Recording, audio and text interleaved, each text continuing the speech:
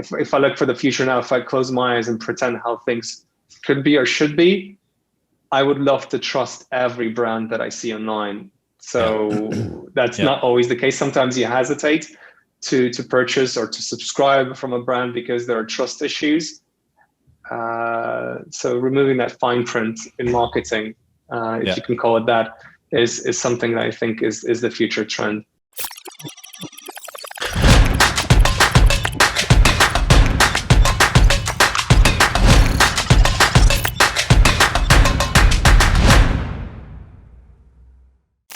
All right, well, Boris, thanks for hopping on, and really excited to learn more about you and the company and Feel. Just for everyone that's listening, can you give a quick background on yourself before we jump into it? Yes, Brad, thank you so much for having me. I really enjoy talking to you over email and when we have these calls, and I'm happy to share more about myself and the company. Feel, wearfeel.com is a nutrition subscription business, a direct-to-consumer one. So digitally native. Essentially what we do is we prefer to think that we create the cleanest, highest quality supplements in the world. And thanks to the direct-to-consumer model, we think we can sell them for less, avoiding retail. And this is certainly something that customers appreciate, because you don't have to be rich to enjoy a quality product. And that's the ethos of the brand. Beyond that, the nice things to have is apparently a plastic-free, vegan, and sustainable approach, which we certainly live and breathe by. I know you guys are sharing a lot about your movement and really pushing the needle on that. So quickly, a quick background on us. So how long? I think we've been working together at Elevar for almost or just past a year, because I think we first started working right after COVID really hit. What were some of the challenges that you had prior to working with Elevar that drew you to us? What were some of the challenges, whether it was data, tagging, analytics, et cetera? Well, I discovered Elevar, and thank God I have around a year ago or so. But things really started to pick up as we started to grow. I think being on Shopify and all the complexities that come with it, it's very easy to start off on Shopify, but as you scale and as you grow, the limitations also come into play, and those are the data limitations or the tracking limitations. And I'm happy that I discovered Elevar, so that took off a lot of pressure and made it quite easy in terms of gluing two domains together or implementing more complex tags, including data layer tags that would probably require an in-house specialist. And it's just a gift that we have something like this out of the box, and I could just deploy it with a couple of clicks. That makes my life easier. But I guess also whenever I need to implement something, it also, I don't get anxiety because I know I can go and just click away, and then it's going to be there. So that is how I feel about Elevar and the beauty of it all. But as we grow, I guess, more complex things pop up, and I'm happy to see that Elevar also you keep your hand on the pulse as well, and you implement or build things in line with new developments such as the conversion API for Facebook and so on and so forth. Yeah. Well, that's great. That makes my heart smile just listening to that. I know that the team will make them smile as well. I know we work hard to, like I said, stay ahead of the tracking, and tracking as we know it is going to get more and more complicated with iOS rollout and privacy rollouts and all of that. But today isn't about Elevar. Appreciate the intro again. It's been great working with you guys. So you shared a little bit of background on yourself, Boris. So maybe share with everyone a little bit more about the company. So where are you at? How long have you been in business? Funded, non-funded, et cetera? Yeah, sure. So we started off in 2019. I think it's safe to say that we were quite cautious entering a saturated market. And we thought, another subscription. How would people feel about that? So we tested it for 3-4 months in the summer of 2019. Customers took it really well. And then we decided to really scale this and rebuild this in the form that you will see today. So say from the end of 2019, where we had a couple of hundred customers, to me talking to you today, we have over 25,000 active subscriptions. We've Wow. grown quite nicely and raised capital along the way, multiple occasions. And the expansion now, we have our eyes set on Europe and the Middle East, as we are a UK-based company. Mm-hmm. However, I think the need for affordability and clean products is quite global. Eventually, we'll end up in your market as well in the United States. But I think for the time being, I would not come with a knife to a gunfight. That's a great phrase. I haven't heard that one when it comes to different markets and where to focus, but obviously what you're doing is successful. So the latest round that you just raised, so that what's your vision around that? Is that more for the international expansion across Europe and the Middle East, as you mentioned? Or is that? Yeah, so we feel quite comfortable in the local market. I think it's easy to say that we understand it well and we know what the market needs and how it reacts. As a digital brand, again, it's very easy to expand. All you need to do is set up a fulfillment center or start shipping locally. Yep. The current round is about growth in terms of markets, no doubt, but also growth in terms of team. And when I say team, I mean not adding vanity units or people with vanity skills, but actually real professionals. So if I need to choose between a senior manager or a person who will tell people what to do, and looking at what the cost of that person might be to the business, I would rather instead hire two professionals that are razor sharp in their niche. And I'm sure they will come with good ideas and things to execute as well, because it's easy to think, oh, let's do this, oh, let's do that, but who's going to do it? So at my stage now, I'm building up on people who can execute independently and people who know what they're doing. So basically snipers in the field. Yeah. So that answers a great question so you're taking capital both from the business and then from your investment and applying that to essentially human capital to help pull different levers, whether it's operations, whether it's growth, other areas of the business.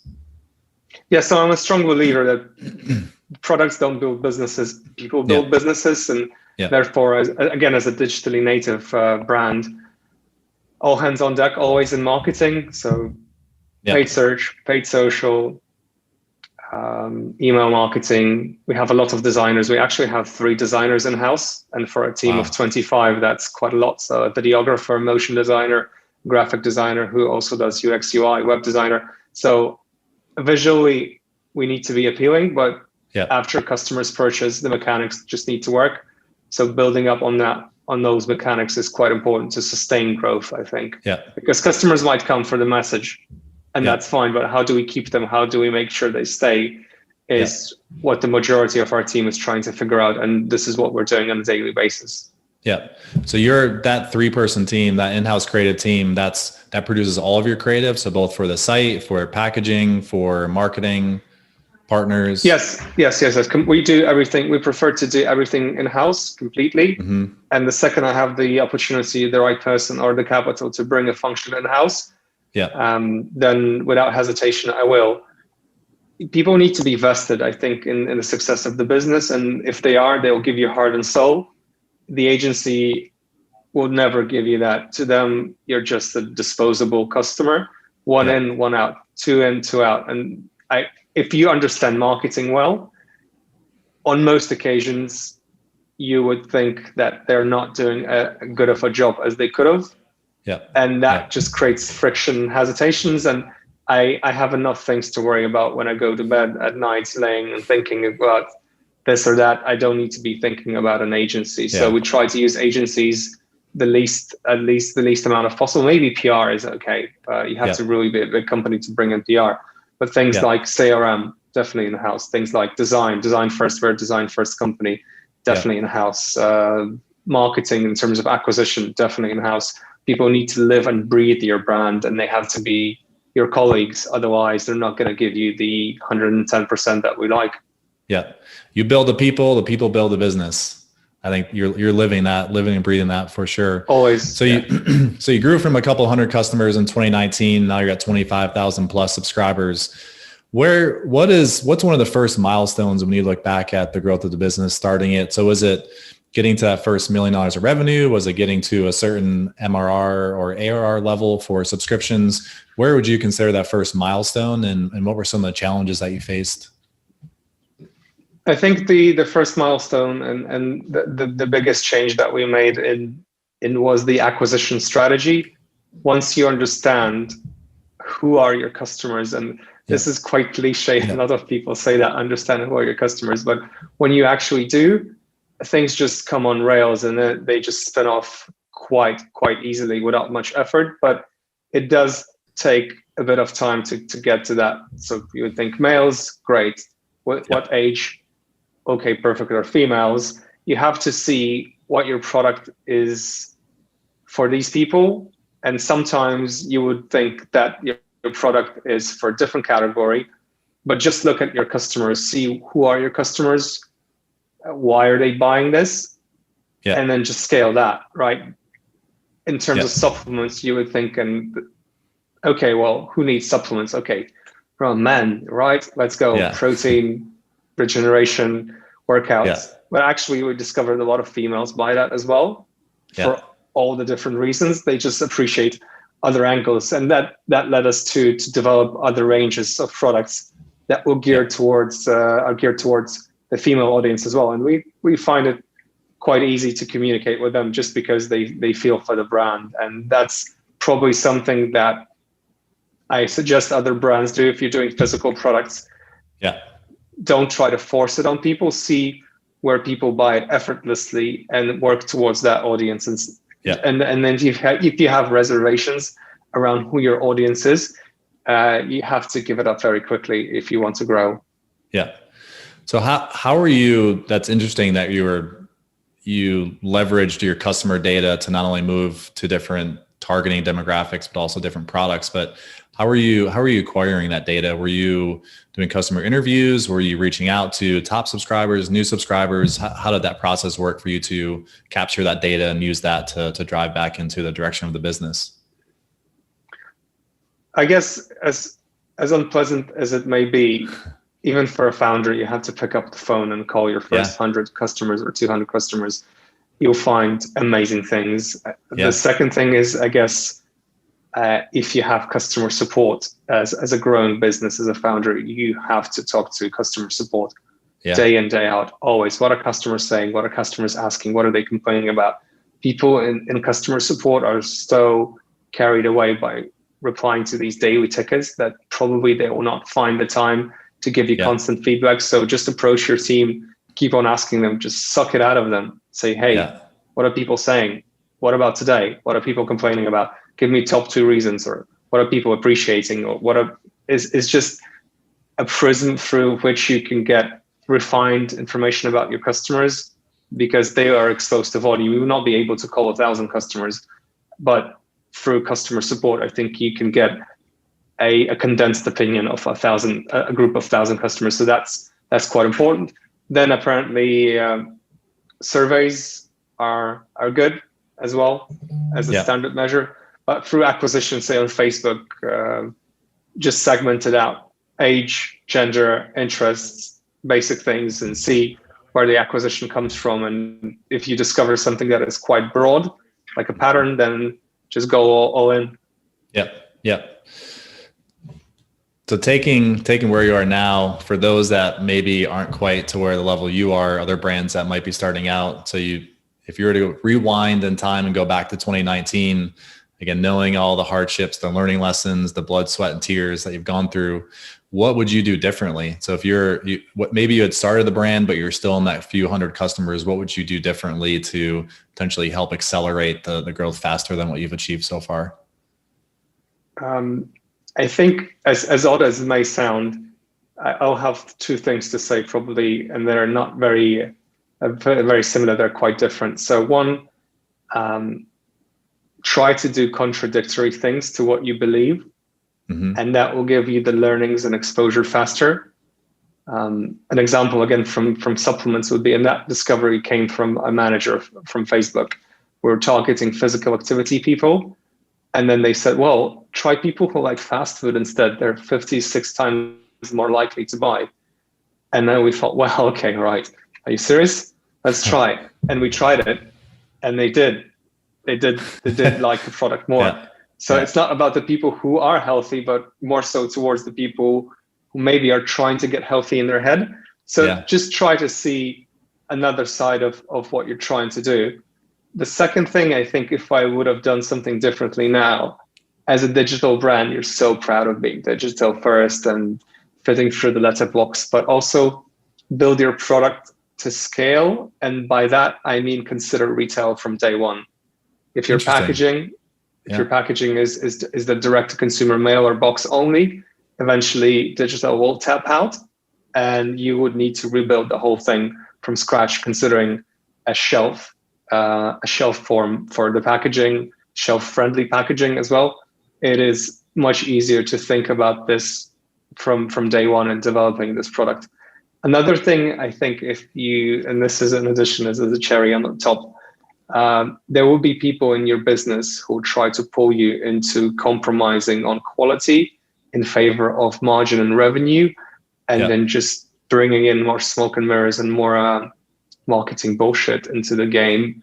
But let's not get it twisted. Consumers are not stupid, so don't consider customers stupid as well. So don't try to sprinkle too much marketing on a product that is not so good. If you're shouting left, right, and center, you have the best product, just go with it then, I guess. Make the extra effort, make the packaging better or more sustainable, or put in higher quality ingredients, or make that function work.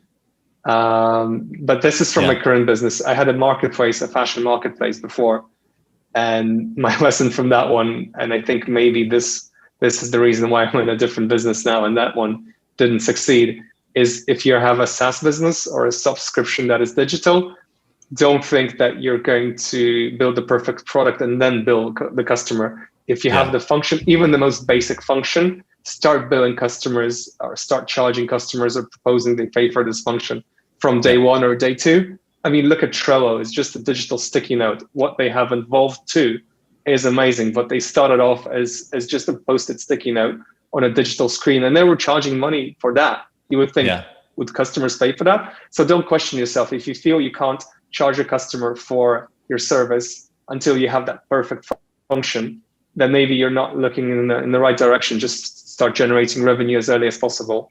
Yeah. That's gold right there. And most are jumping. I know, especially in the SaaS businesses, if you build it, they will come.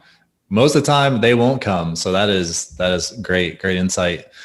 So share a little bit about learning lessons, what you might do differently. And when you look ahead at the next 3 to 5 years, where do you see the future in retail and D2C and potentially you all and how you fit in there?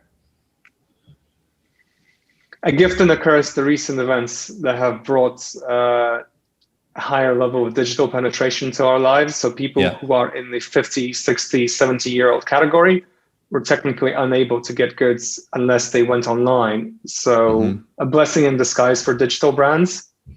But let's keep up a good habit. And I think what brands need to consider in the future of retail and the future of digital products or physical products is to continue simplifying the marketing messages and the processes.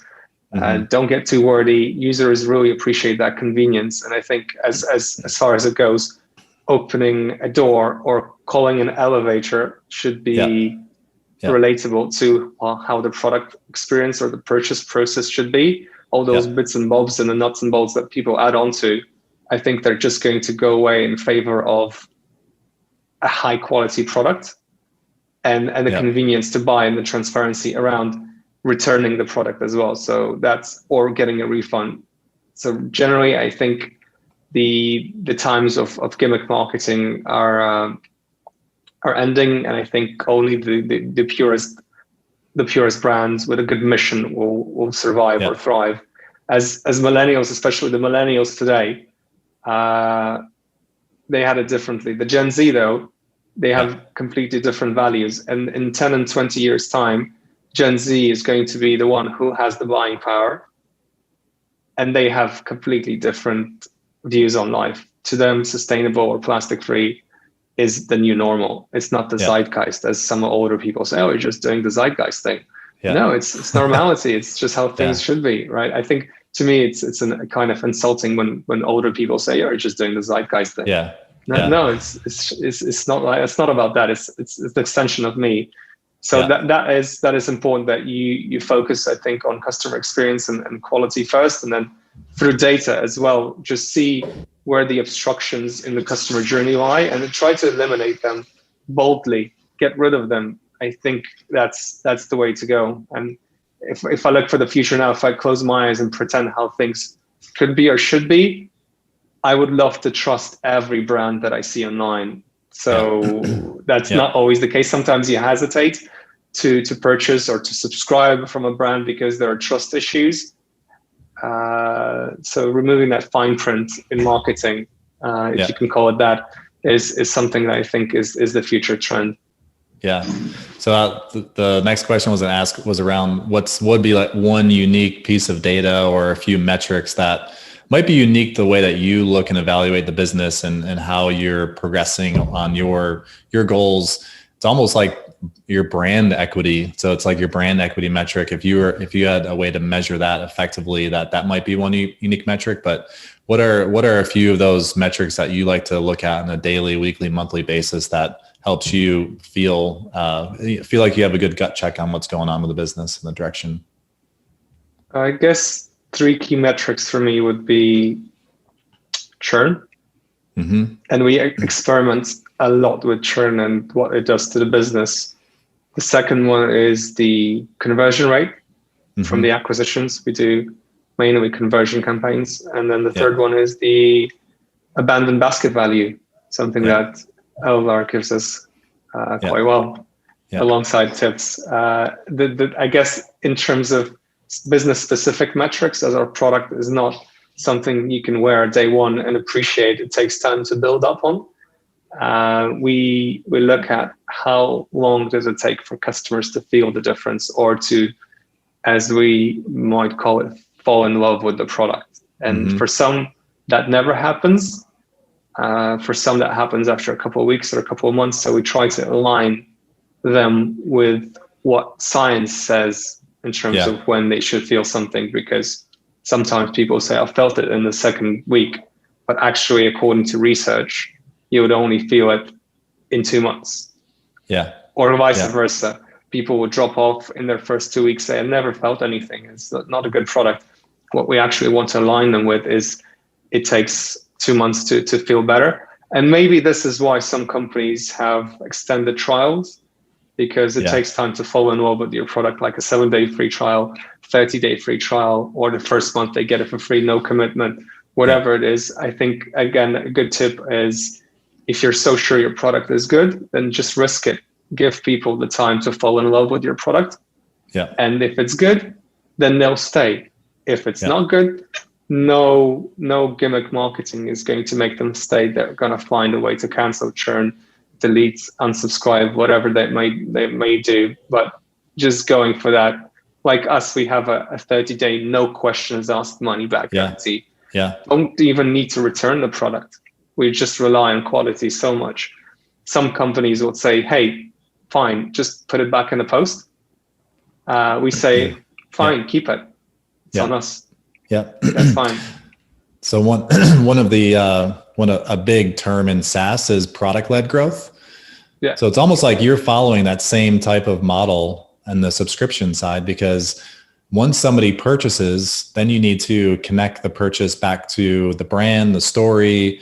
How are they expecting to feel? How are they actually feeling? So do you have that conversion copywriting? Do you do all that in-house and produce that post-purchase, put them down that path to ensure that they're connecting that purchase with the story and the feeling and the improvement that they're expecting to receive?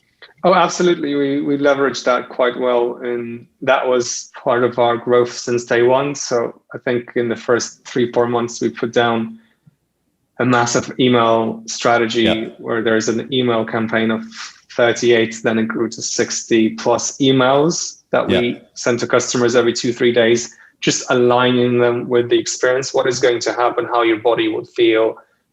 These are the things that start to kick in. And these regular checkups or check-ins allow the customer to expect the journey to be longer than they thought.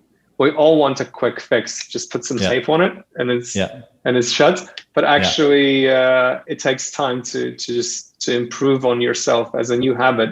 I think every new product is a new habit, and it takes a bit of time to get used to. So that giving them information around what happens next, what's around the corner, what's going to happen in a year's time, and I guess that helps them also envision the change. Or they envision the convenience for a SaaS product. Imagine what your life would be if you didn't have to do X, Y, Z.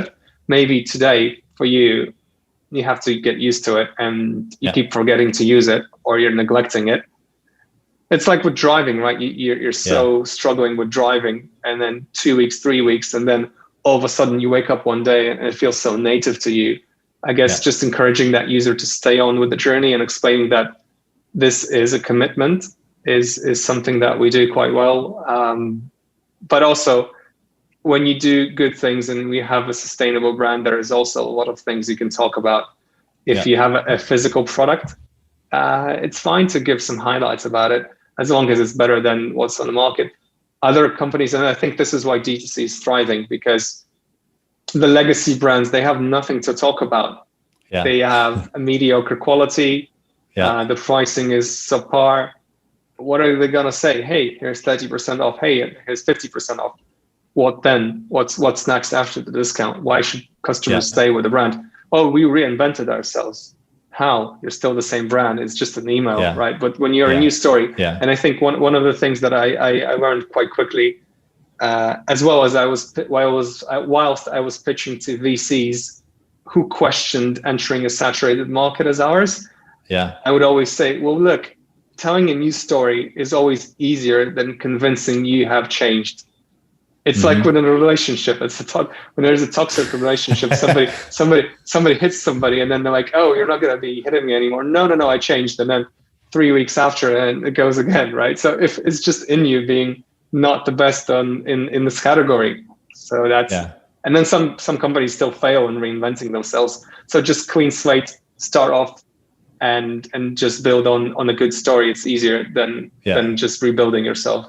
And this is why it's important not to cut any corners when you are talking about quality or customer experience that much, because then it will be hard to convince the customer that you improved XYZ.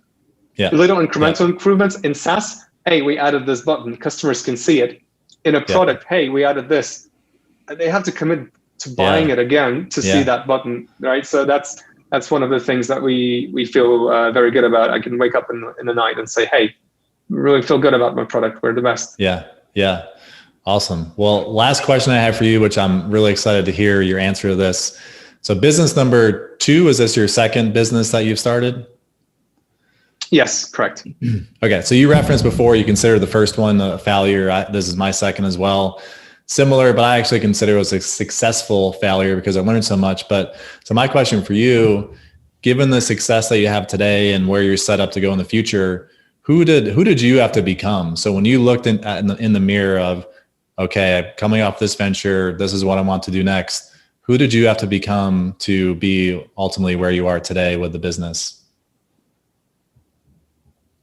Well, it's a deeper question, is it? I think there's a lot of sacrifice. It's not a positive question, to be honest. There's a lot of sacrifice in the game.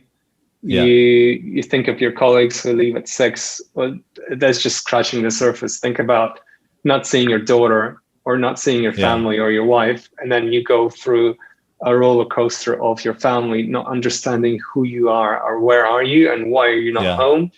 You're just continuously making yourself tougher and thicker skinned. But to them, you're just not there. But to yourself, you're on this amazing path, which is a tunnel, and you see the light.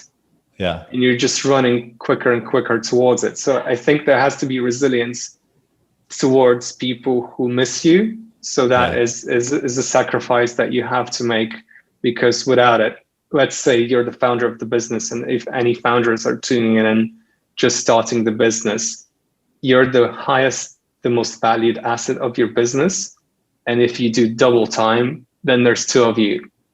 And then 2 people can build the same thing twice as quickly, all you need to do is commit double the time as you usually do. And this is why people sometimes get ahead in life. It doesn't always have to be like that. I think, just bear with me here.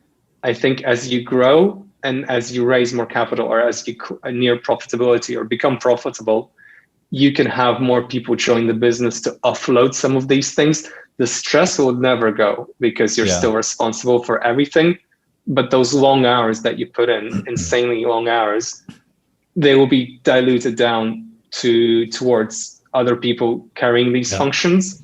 So this is probably something that you just hold on for a bit. 1, 2, 3 years, hold on. It's going to be fine. This is what I have to say about this. Can you relate? Yeah, I have two boys, one 14 months and one 2.5, so they're 16 months apart. I think for me, where looking at the first business to this one, first business, very much it was, how can I do this? I can work 18 hours a day. I'm just going to push. I think for me, what I've learned over the last couple of years is realizing some changes I had to make personally, whether it was ensuring that the health of my mind, ensuring health of the body, ensuring that you are planning time out for kids and families. So that's part of the schedule. But the other one that you've already leveraged, you've already touched on this, is when you think about either goals or initiatives that you want to take, I think it's not the who, it's the how. So how am I going to achieve this? And then you can start, whether it's delegating internally, hiring for that, bring in consultants. I think it's the who, not how, in terms of getting to where we want to be. So I can certainly relate with a lot that you've been speaking of. And I'm grateful for the last year. We've been able to work from home and be able to see, spend more time with the kids, even though while we're working and they're hanging out outside in the living room right now. But yeah, certainly can relate to everything that you just articulated. Well, one thing I wanted to add, and I don't know if it's a person that most people follow, and to me it came recently as a discovery. Gary Vee, somebody in the thread on LinkedIn posted a video he was talking about, and this a discovery moment for me and a relief in terms of mental health. He was talking about work as a hobby. Yeah. And after 2 minutes, I just realized, and thank God I looked at this, and all you people out there who think that you're working long hours or you're not enjoying it, but actually you're just continuing to do it, or you're thinking, oh, let's watch a movie, and then 2 seconds later you end up writing an email to somebody. Just realize that this is your hobby also. It's your job, but you're always on. Just enjoy it. Just come to terms that you don't have other hobbies, or maybe other hobbies are not as important as this one. So just enjoy it. In the back of your mind, you're enjoying what you're doing. You're enjoying working these long hours. You're enjoying the long emails. You're enjoying skipping a movie for an email, or skipping a movie for competitor research or for a function research. Just go with it. It's how you want to spend your life. I think you want to live happily. Just come to terms that this is your hobby, and then things will just flow. I think that's probably a tip I would give to people who are struggling with anxiety about working too much. Just enjoy it. It's your hobby, right? Yeah, man, that is some deep insights, and on the spot. It's like the more your discipline equals almost your success metric. So the more disciplined that you are and you remain, the more likely that success is going to happen. So Boris, it was this was great. Learned so much about the business and the history, and thank you so much for coming on. I know everyone that's listening has probably gotten just a ton of insights and that they can apply to their business. So thanks for joining us. Yes, thank you for inviting me, Brad, and to all you people out there, cut down on plastic, please. Great way to end it.